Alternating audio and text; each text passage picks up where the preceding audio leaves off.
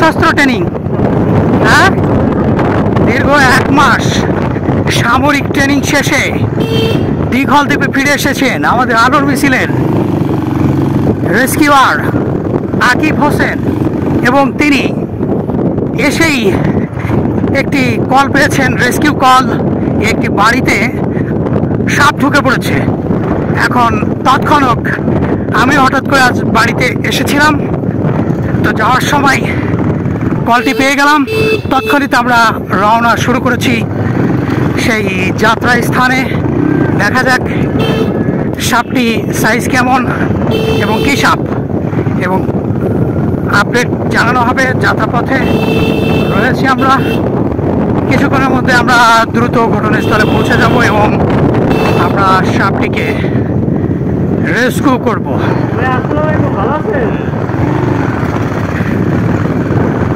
আকিব হোসেনের সেই স্টাইলিস্ট চুল এখন আর নেই, এখন একটা সামরিক চুলের স্টাইলের ভাব হয়েছে। ইনশাল্লাহ আমরা গিয়ে আপনাদেরকে আপডেট জানাবো যে আমরা কী সাপ পেলাম, কীভাবে রেস্কিউ করলাম এবং বাড়ির অবস্থানটা কেমন। সাথে থাকুন, পাশে থাকুন এবং পেজটিতে লাইক দিয়ে আমাদের সব প্রোগ্রামগুলো জানুন। যে কোনো প্রয়োজনে আমাদের সঙ্গে যোগাযোগ করবেন। ধন্যবাদ।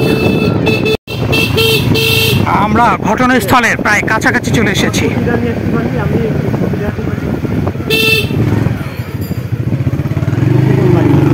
আমরা প্রায় কাছাকাছি চলে এসেছি। এখানেই এটি সুগন্ধি আদর্শ গ্রাম। যাও যাও, সোজা যাও, যাও যাও, স্কুলের ওইখানে গিয়ে জিজ্ঞেস করি। এই যে এই বাড়ি মনে হয়, তাই না? বামে বামে বামে বামে। হ্যাঁ ভাই, আসো। ওয়ালাইকুম আসসালাম, কি অবস্থা? আসো আসো আসো আসো আসো, ধরো। ও, হাতে ব্যথা? হ্যাঁ, রান্নাঘরের মধ্যে? আচ্ছা, ঠিক আছে, ধন্যবাদ। এই রান্নাঘরের ভিতর যদি এই এলাকায় না থাকে, বিষধর সাপের কিন্তু উপদ্রব বেড়ে যাবে। হ্যাঁ, ঘটনা হয়েছে কি? ও, এটা বড় আছে, আমাকে বাড়ির পিছনে রয়েছে, এটা বিশাল বড়। মেলা বড়, আমার মামা তো বোন দে। আচ্ছা আচ্ছা আচ্ছা, দৌড় দেওয়ার আগে প্রথমে লেজটা ধরে ফেলো, তারপর গেটিটা ধরে ফেলো। না না, দাঁড় নেই, দাঁড় নেই। হ্যাঁ, খালি হাতে ধরা যাবে। লেজ ধরে বসো, লেজ ধরে বসো, লেজ ধরে বসো। টাইনে বাইর করা যাবে না। আচ্ছা, বস্তা সরাই ফেলছি। হ্যাঁ, চলে গেছে, আরো ভয় পেয়ে গেছে, বেরোয় গেছে। আছে বস্তা সব পুরো ছিল, বস্তা সাইডে নামাই দেবে। হ্যাঁ, ওই সাইডে বেরোইছে, ওই সাইড দিয়ে বেরোইছে, ও বেরোয় যাবে না, বেরোয় যাবে। আচ্ছা আচ্ছা আচ্ছা, দাও দিয়ে খুব দেওয়া যাবে না। 1 মিনিট। এই যে এবারও দৌড় দেবে, দৌড় দেবে এমনি। ধরে বসো।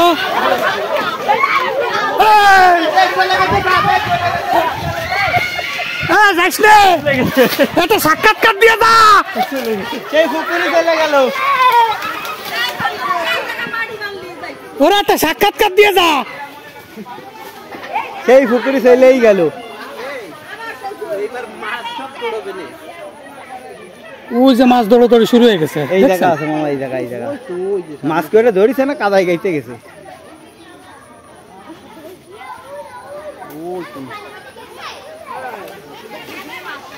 ও থাক, এই পানিতেই থাক মামা, পানিতে ছিল, উঠে চলে গেছে।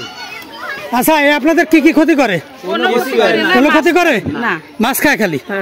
বিষয়টা যে সম্প্রতি ওই যে রাসেল ভাইপার বাইরে গেছিল, কেন জানেন? হ্যাঁ, রাসেল ভাইপার, এই যে রাসেল ভাইপার কিন্তু আমাদের অনেক আগে থেকে এই দেশে রাসেল ভাইপার আছে, কিন্তু এতকাল কিন্তু রাসেল ভাইপারের প্রাদুর্ভাব দেখা যায়নি। হঠাৎ করে এই গত বছর এত পরিমাণ রাসেল ভাইপার বাড়লো কেন? তার কারণে এই যে সাপগুলো, এই সাপগুলো নিয়ন্ত্রণে রাখতো গুই সাপ। এই যে বিষধর সাপ রাসেল ভাইপার, গুই সাপ নিয়ন্ত্রণে রাখতো। তারপর হুতুম পেঁচা, আরো অনেক প্রাণী আছে যেগুলো এই সাপগুলো নিয়ন্ত্রণে রাখে, এদের ডিম খায়, বাচ্চা খায়। খেয়ে খেয়ে নিয়ন্ত্রণে রাখে। যেমন বেড়াল আছে, শেয়াল আছে, সাইডাল আছে, যে গন্ধগোকুল কয়, বন বেড়াল আছে, এরা এগুলো নিয়ন্ত্রণে রাখে। এরা যখন আস্তে আস্তে বিলুপ্ত হয়ে গেল তখন কিন্তু যে রাসেল ভাইপার খাওয়ার কেউ নেই। রাসেল ভাইপারের বাচ্চা যখন হয় এই সাপগুলো খেয়ে ফেলে, এই যে প্রাণীগুলো খেয়ে ফেলে। এখন এরা না থাকার ফলে এগুলো প্রচুর বেড়ে গেছে। আর এরা যতক্ষণ থাকবে ততক্ষণ আপনারা নিরাপদ। আপনাদের এলাকায় আপনারা নিশ্চিন্তে চলাফেরা করতে পারবেন। মনে করবেন যে এলাকায় এরা কামড়ায় না, এরা মানুষকে কামড়ায় না। আবার বলো না যে লেজে বিষ আছে, এগুলো মিথ্যা কথা। এদের লেজে বিষ নেই, বাড়ি দিলে কিচ্ছু হবে না। আমরা যে ধরি ওদের লেজই ধরি সর্বপ্রথম, বুঝছেন? এগুলো কামড়াইলে কিচ্ছু হয় না, এগুলো কামড়াই না। এগুলো ধরবেন আপনি, কামড়াবে না। দৌড়ের তো নেওয়ার দরকার নেই। এ যতক্ষণ আপনাদের এলাকায় থাকবে আপনারা জোপজার দিয়ে, এই যে দেখেন জঙ্গল না, আপনারা নিরাপদে চলাফেরা করবেন।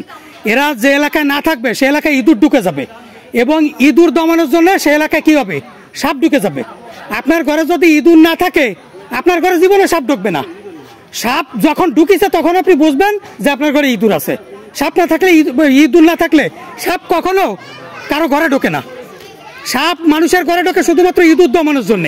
আর এইগুলো যদি থাকে গুই সাপ, তারপর যদি থাকে সাইডেল, বন বেড়াল, এরা থাকলে বেজি, এরা যতক্ষণ থাকবে ততক্ষণ ইঁদুর দমনে থাকবে। আর গুই সাপ থাকলে ইঁদুর এবং বিষধর সাপ দুইটাই দমনে থাকবে। আপনারা নিশ্চিন্তে থাকবেন। গুই সাপ কিন্তু এই যে গাছে ইঁদুরও নিয়ন্ত্রণে রাখে, জানেন? এরা কাছে উঠতে পারে। মেলা বড়, সুতরাং এদের আরো উপকারিতা আছে। এদের উপকারিতা হচ্ছে কি, এরা এই যে বিভিন্ন সমাজে বিভিন্ন জায়গায় পচা গলা বাসি যে প্রাণীগুলা থাকে না, এগুলা খায় ওরা। এরা বায়ু দূষণ রোধ করে, ব্যাকটেরিয়া দমনে কাজ করে এরা। বুঝতে পারছেন? না না, ভয়ের কিছু নেই।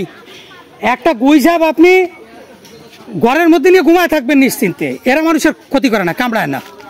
মাঝে মাঝে একটু হাঁস মুরগি ধরে, কিন্তু বিষধর সাপের থেকে তো এটা নিরাপদ। সুন্দরবনে বাঘ থাকে, বাঘে হরিণ খায়। আমরা যদি বলে বাঘ হরিণ খাস কেন, তো এমনি এমনি বন পাহারা দিবে, হবে? বেতন দিতে হবে, সিকিউরিটির বেতন দেয় না? এরা আমাদের সিকিউরিটি, এদেরকে খাবার দিতে হবে, এটা নিয়ম আমাদের নিরাপত্তার জন্য। ঠিক আছে? এদেরকে মারবেন না কেউ। আকিব, তাহলে কি কিছু খাও, আসো, কিছু বলে চলো যাই, তোমরা পৌঁছা দিয়ে আসো। আসসালামু আলাইকুম। এখানে একটা বসতবাড়ির ভিতরে একটা গুই সাপ ছিল, যেটা হচ্ছে আমাদের কালো গুই নামে আমরা পরিচিত, যা নির্বিষ, কোনো মানে ক্ষতি করে না, বরং মানুষের উপকার করে। বড় বড় আপনার ইঁদুর, গেছে ইঁদুর, বিভিন্ন কীটপতঙ্গ এগুলো হচ্ছে দমন করে। তো এটা স্বাভাবিকভাবেই এখানে ছিল। আমাকে যখন কল করা হয়েছে প্রথমে আমি বলে দিয়েছিলাম যে একটা লাঠিতে না দিলে চলে যাবে, হয়তো বা তারা সাহসে কুলাচ্ছিল না বা ভয় পাচ্ছিল। তো পরবর্তীতে আমাদের কল দেখাতে আমরা ইমার্জেন্সিভাবে আসি এবং ওইটাকে একটু হালকা নাড়া দিলে সে ওর মতো করেই চলে গেছে। তার মানে ওইটা ও ওইখান থেকে ও অর্থাৎ খাদ্য সংগ্রহের জন্য গিয়েছিল, মুরগি টুরগি বা এরকম কিছু একটা, পরবর্তীতে ও চলে যাবে, কিন্তু মানুষের জন্য ভিতর করে না ওখানে থেকে গেছিলো। পরে আমরা এসে ওকে এই করেছি। যে কোনো বন্য প্রাণী উদ্ধারে আমাদের সাথে যোগাযোগ করবেন, আলো মিছিল পেজে নক দিবেন, আমাদের বা বন বিভাগ আছে, বন বিভাগের সাথে যোগাযোগ করবেন। আর স্থানীয়ভাবে আমাদের উপজেলার ভিতর যদি হয় আলো মিছিল সংগঠন আছে, তাদের সাথে যোগাযোগ করলেই হচ্ছে। ধন্যবাদ সকলকে।